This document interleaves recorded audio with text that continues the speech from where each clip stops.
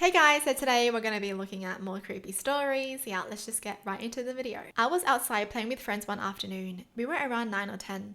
We lived in a quiet area. As we were playing, we noticed a man in a truck drive by over and over again. Each time he passed my friend's yard, he would drive slowly. We then realized that this man was recording us with one of those old handheld recorders. It freaked us out. We ran inside the house and called his mum. She told them they needed to stay inside and that I should go home. I tried explaining that my mum wasn't home at the moment, but she still made me leave. I lived about a mile or two down the road. I've never ran so fast in my life. I was terrified that the man was going to find me as I was running back home.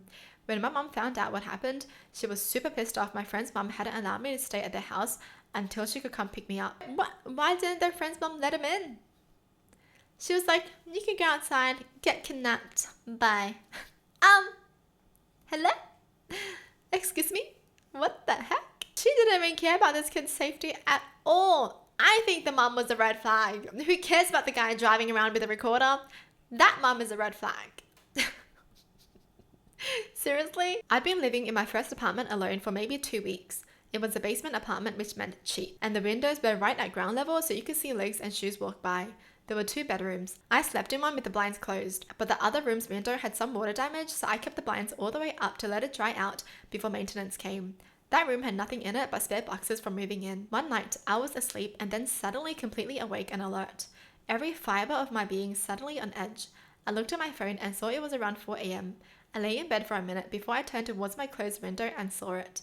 A large dark shadow of a person with a flashlight trying to see into my bedroom. I instantly freaked. I quietly grabbed a small hunting knife and stealthily moved to the hall so I could see into the other bedroom, the one whose window coverings were wide open. As I peeked around the corner, the person was scanning the floor of my bedroom methodically with a flashlight. They were big, had on heavy boots, and keys that jingled.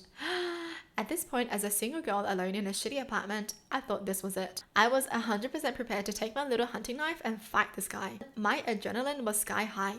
At that moment, my phone buzzed and I got a text from a friend on the police force who literally asked, "What's going on at your apartment?" I thought, yep, this is a bad guy. He's peering in my window and is going to bust in any second now.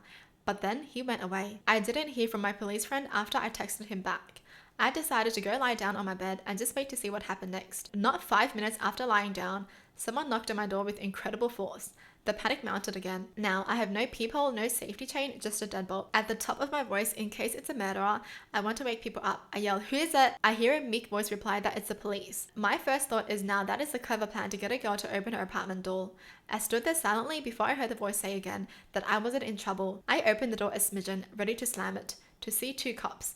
One backed away from the door and one up the steps.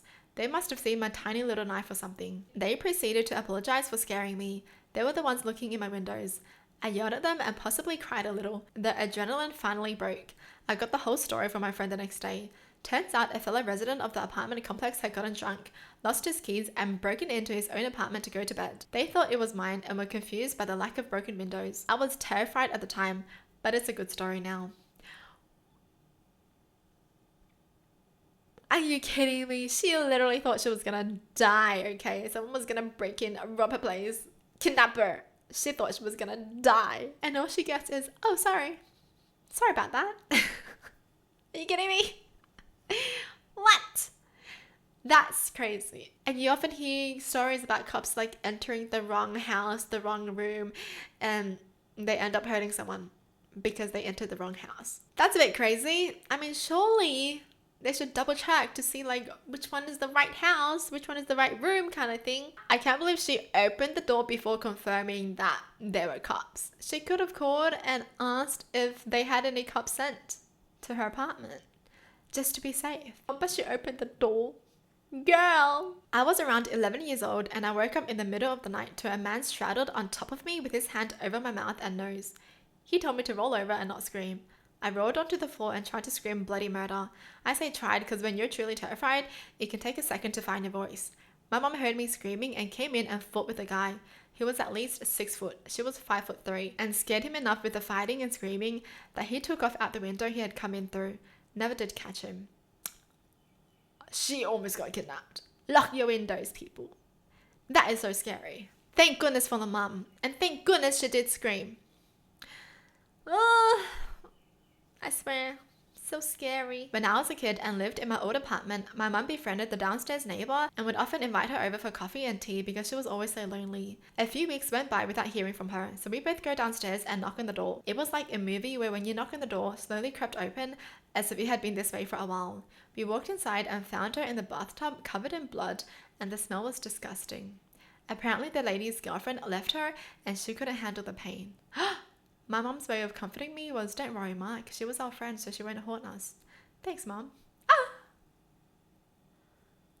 That's the comfort? Oh my goodness, that's so sad. Wow. But still so nice of this kid and his mom to just like, invite her over sometimes. I'm pretty sure that meant a lot to her, that she got to drink tea with these two lovely people. But she just really couldn't handle the pain.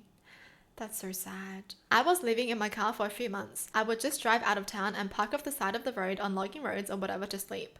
Found this one place to park, which was nice because it wasn't too far away, but also far enough that no one else would be there at night. First night I was there, I had a waking dream that someone was outside my car looking in. Freaked me out but whatever. Parked other places for a few nights. Went back there for a few nights and had similar freaky nightmares both nights. Someone outside the car trying to get in, etc. Basically said F this place and avoided it for a while. Was tired one afternoon and decided to go back to have a nap. Laid there for about 10 minutes before hearing a noise, and suddenly there's this other homeless dude walking his bicycle down out of the bush right past my car. I recognized him as someone who runs around picking the bottles out of trash cans. So they were right. I guess, was he trying to look for something to like steal or something? Or was he like, well, that's a nice place to sleep. How good would it be to have a car to sleep in? That's sad. I don't even think he had any bad intentions, actually. I think he was just envious. Like, I want to sleep in a car too. In 3rd grade, I had this strange short teacher named Miss Todd. She was always super nice to me in class. She'd always call on me to do the fun activities first, compliment me whenever I did something, and was generally just very positive towards me. At the time, I thought she was perhaps my favorite person in the world. I remember even telling my mother about how much I loved Miss Todd. Anyways, one day I sat down at my desk and opened it up to put crap in it, when shockingly I saw that there was a Victoria's Secret magazine sitting in the pull-out drawer. The kid sitting next to me noticed how shocked I was. I thought I was gonna get in trouble, and we started talking about how he might have got there. Almost immediately, Miss Todd walks up and asks, "What have you got there?" I was seriously confused. Told her it was sitting in my desk when I got here this morning. Well, she looks at me and tells me that the kid sitting next to me must have put it there. She kept repeating that statement over and over again to both him and me, until I finally admitted that I guess he could have put it there. Maybe a few days after that, she approached me after class to tell me about this special field trip I could go on if I kept doing good in class. It would be a trip with just her and I to the Gulf of Mexico for the weekend. I remember being really excited about it at the time. However, suddenly she got replaced at the school and we got this new teacher that didn't like me as much. I was so heartbroken at the time. It wasn't until many years later that I realized how effed up that situation was. It scares me thinking about it still. She was gonna kidnap him and sell him, I bet. Whoa. So she put it there. What? That's so weird. Oh my god, I'm getting goosebumps thinking about this. I'm like, imagine that's one of your kids' teachers. Excuse me? Teachers are supposed to protect the kids, not steal the kids. What the heck? Was she trying to like brainwash him or something? She literally almost did. She was like, yes, he must have put it there.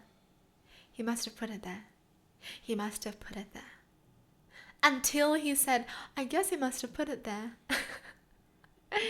She's creepy as heck. When I was a teenager, I was home alone one weekend and I was sleeping in my parents' room since there was a TV in there. Sometime around 2 a.m, I felt like I was being stared at from the direction of the hallway. I looked up and I saw a shadow person looking at me.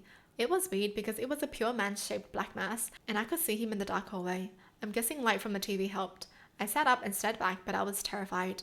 We looked at each other for probably 5 seconds and then it turned and walked down the hall. A few seconds later, I heard a loud crash. I was so scared, I turned the TV to the Disney Channel and stayed awake for as long as possible. When I woke up the next morning, I walked down the hall to the bathroom and that's when I noticed a mirror that was hanging had fallen off the wall and was shattered. My family still doesn't believe me, but I know what happened. He went into the mirror. The mirror is now haunted. Oh, hell no. No, thank you. I can't believe the parents don't believe this kid.